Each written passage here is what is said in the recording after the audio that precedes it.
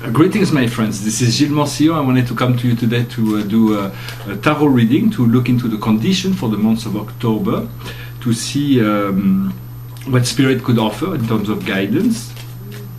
I will ask to be wise in my interpretation, so that I hope that those cards will resonate with you. I will pull out 12 cards for the 12 constellation, and we'll look at them one at a time to look what they affect us in relation to the general aspect for everyone, as well as each of the 12 signs. And the first sign is the constellation of Aries, which is potential for everyone, and it's nothing short of the master. It's being mastering yourself, being the master of your life. It's about being your ascended self. So it is coming, and we're all masters in the making, and it is all we've been trained to do that, and so it is truly potential for each and every one of us, but the Aries will feel it even more this month. After that, in Taurus, for the Taurus in particular, but for everyone, what we possess, what is part of what we have, is the source, is the connection to that inner power, to that force, that supreme force, the power of light, the power of life, the power of creation. For that is really so. It should be a very bright month for both. So far, those are very powerful cards. Then in Gemini, which is for specifically for Gemini, but for everyone, it is our mental process. It is what we think, what we the travel that we do within our mind. And here it is a very high frequency card. Once again, it is the card of consciousness. It is the Buddha who has elevated himself above all illusions, and so we should definitely have very clear mind about what we. There is all kinds of new energies. It is a very powerful card. It's the Ace of Swords, so it is about clarity, and so it should be a clear month for all the Gemini as well. Then we move into our feeling center for all the Cancers, but also the home, the environment, the inner self, and here we have understanding.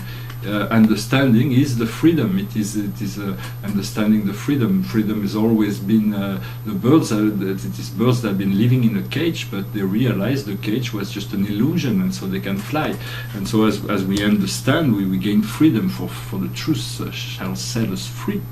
And for there is no, if we are not being made free by our thoughts, is because there is not enough truth within them yet to free ourselves. But when we discover this point of freedom, of liberation, understanding, we achieve a certain liberation, and that is really what it is happening through the connection of the home and the inner environment. And so it is a very it should also be a powerful month for all Cancers.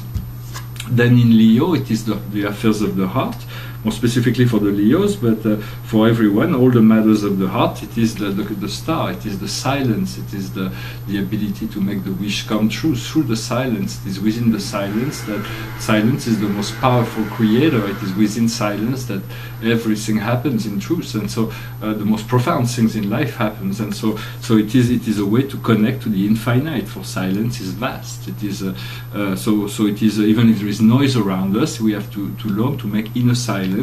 But it comes from the heart. The heart has been helping this process of evolution that we have been involved in, and allowing us to, that we have been co-creating, so to speak. And so we are getting to this point of mastery. We still now we have to see what, in terms of health, most particularly, what we nourish ourselves. And for all the Virgos, most specifically, it's the card of receptivity. It's about being receptive to. It's about being able to express our emotions as well, in order to be reflected by our emotions. For emotions, we are not our emotions, but our emotions reflect the vibration of who we are. So it is also. It is very much about being able to receive, to be. It's very feminine card, but it's also about being able to express our emotion in order to so that we can connect to the experience that we are wishing to experience. Then in Libra, for all the Libra, but more specifically for everyone, it is the world of business, social life, all the world of relationships of every kind. And here we have the sun, so it's like it is the power, the divine light that brings all the abundance and all the best of everything. There is nothing here. It is called innocence, but it is an ascended master who's having this deep conversation. He seems to be having a good laugh actually in his conversation. For laughter is one of the most powerful tools in ascension. It is not to take things too seriously, and so he's having this deep conversation with this little insect, and so in a sense it is the card of the sun means the best outcome on all levels. So it is all through there will be much to experience this month for all Libras, but for everyone there is great benefit that can come through relationships of all kinds. Then in Scorpio, it's a very important time for Scorpio. Jupiter is moving into Scorpio, so there is going to be inner transformation, deep transformation. And here we have, coming from specifically for the Scorpio, but for everyone, in terms of inner transformation, is the mind. The mind is like the labyrinth. It is something that when it works for us, the mind is meant to be divine. It is meant to further all the higher evolution of our highest desire forward. But when it's not happening, when we're looking into the past, trying to fix something, sometimes we get trapped in circuits of the mind that is unpleasant, and there is no need to solve anything. What we need to do is come back to the heart, to the center, to the sacred flame inside of us, the place, the source of love and light within ourselves, and we can. It is to learn. It is here to teach us to return to that light and love that is eternal. But in the drama of time and space, we have forgotten this inner light, and so we get trapped within mental processes. So all those things are coming back from the subconscious to help us deal with it, to bring us to our empowerment, to help us to be discerning in relationship to what makes us feel good and what does not make us feel good. It is about emotional intelligence, so to speak, and once we discover that, we discover existence. Existence comes from within. It is the power of the magician. It is the power of wisdom, the power of transcendental thoughts, the power of manifestation, the power of all things exist within existence. It's just a matter of connecting to whatever cycle, understanding whatever law, and then once we allow ourselves to move within the light and to let the light be the fuel of our existence, then we are moving into a higher cycle that gives us higher empowerment, that allow us to manifest in the thing. So there will be deep transformation. The thing is not to get too much distracted by the things of the earth that may happen around us, and not to give our power away. So that's very important, to stay calm and peaceful within no matter what happens. So it is important to realize that for all Scorpio, but for everyone. Then in Sagittarius, especially for the Sagittarius, but for everyone, it is in terms of concern, law, philosophy. And here it is a card called suppression.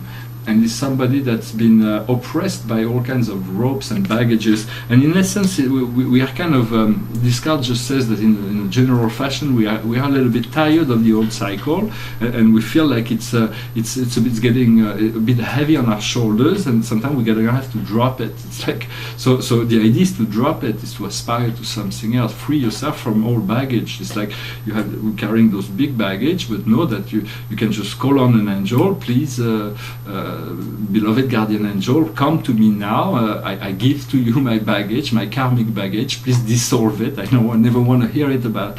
I never want to hear about it again. So here it is. It is done. So it may not manifest. We may still have to go through a process in relationship to releasing all those energies. But know that your spirit guides can greatly help you. You have to ask them to help you, assist you in whatever ways, and they have great powers to assist you. And so once we do that, we have to face all the it's called politics, this card. It's about dropping the mask. It's letting go of all the mask, being your true self, allowing ourselves to observe all that is not in highest integrity or highest alignment within ourselves, within others. But we only have the power to correct what's within ourselves. So it is not about finding someone to blame, but trying to find the error within ourselves so we can create the realignment. And so our mission is to purify ourselves, and from there we'll be able to assist the world, but it's not to correct other people's life. And so how do we do that? We do that through trust. Trust is to know that there is a divine mind, a divine will at work throughout all life, and everything is always well. It's just a matter of, like, sometimes there are very difficult process that souls we have to go through in order, but it doesn't have to be difficult. What we want is to make it easy for everyone, and it is just a matter of conditioning. It's a matter of reconditioning ourselves, something that may be counterintuitive to expect that everything will be blissful and perfect. But because people believe so much, have been conditioned to believe in imperfection so much, they create all kinds of dysfunction. And I see people, I do the same thing. I'm just commenting as an observer of the human condition, so to speak. And so we have to act through trust, to know that everything is well, has always been well, and will always be well, because we are part of life. We are part of, once we invite the Creator within our life, there is no, we seek to follow the guidance, the inner voice, then all is well. If we are trying to work outside of that, then trying to work around that, then the law will eventually bring us back in line.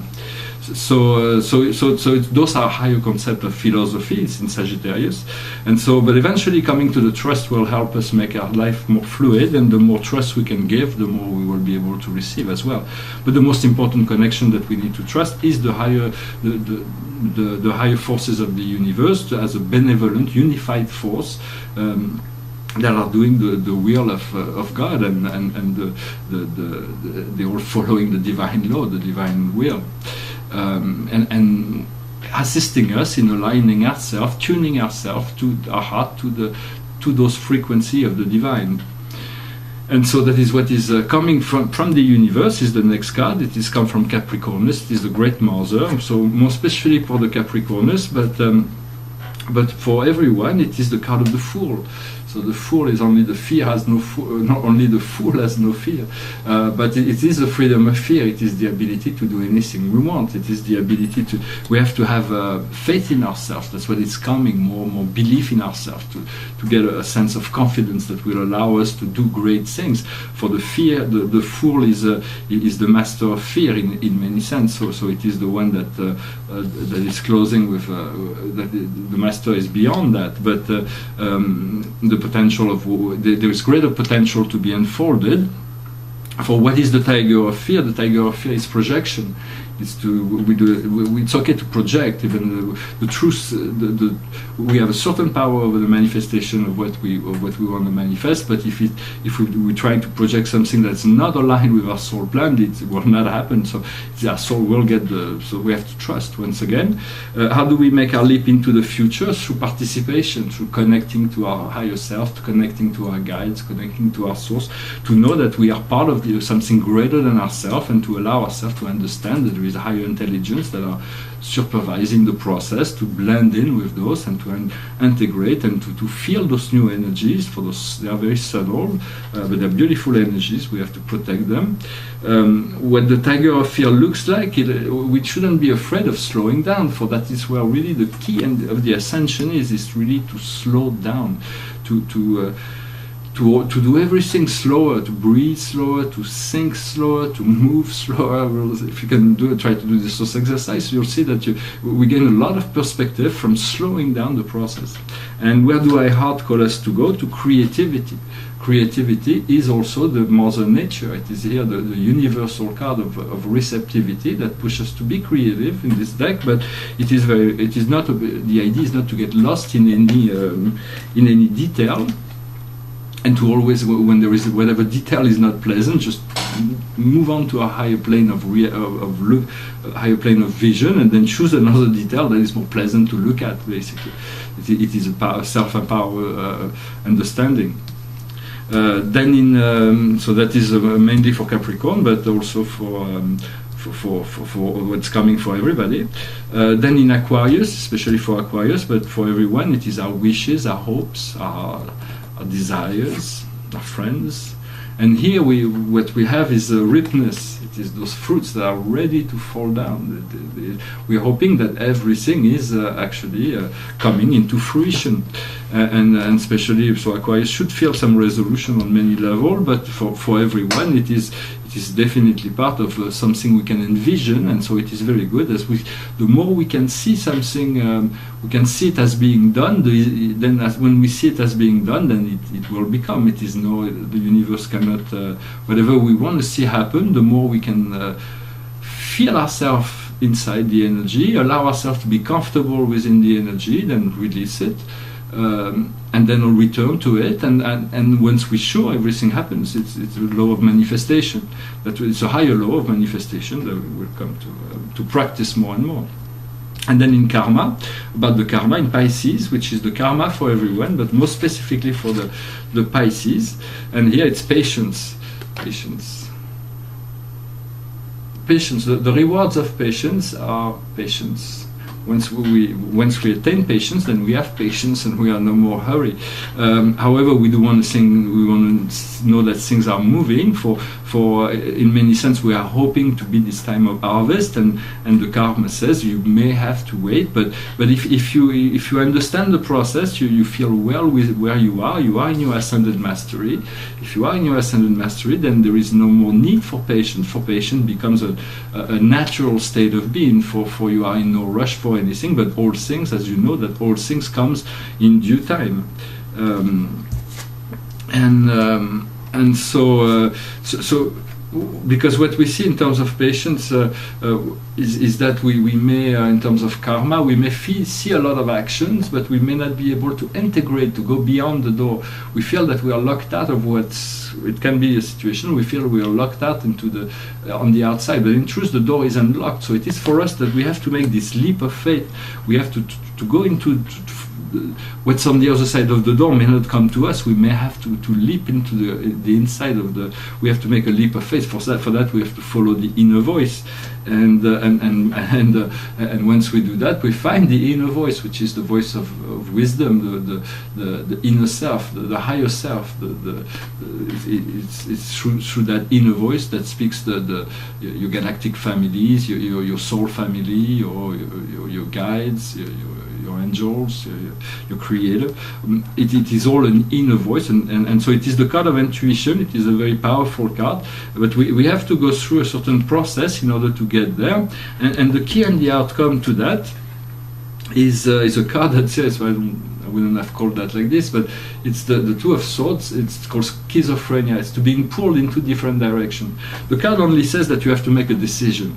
You know what is, you know ultimately what you really want, but there's still part of us that are pulled back into the old cycle until we make that clear decision, and then we stick to it. Once we do that, we discover we are the world. It is riches, it is abundance, it is prosperity, it is family, it is we are the world. We are sharing the world. It's a world of abundance, of riches, and so all things can come once we become really clear and concentrate on what is wanted, rather than focusing on all those other things that we want. As long as we think of those things we want to terminate, they will stay activated. So it is better to replace an habit. For instance, let's take a habit. It's better to replace an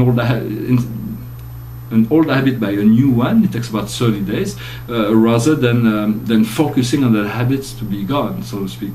So I hope this will make sense, and I hope this guidance, this reading was interesting for you. I thank you for everything. I wish you a wonderful day, and I'll talk to you later. Namaste. Wish you a very good month of October.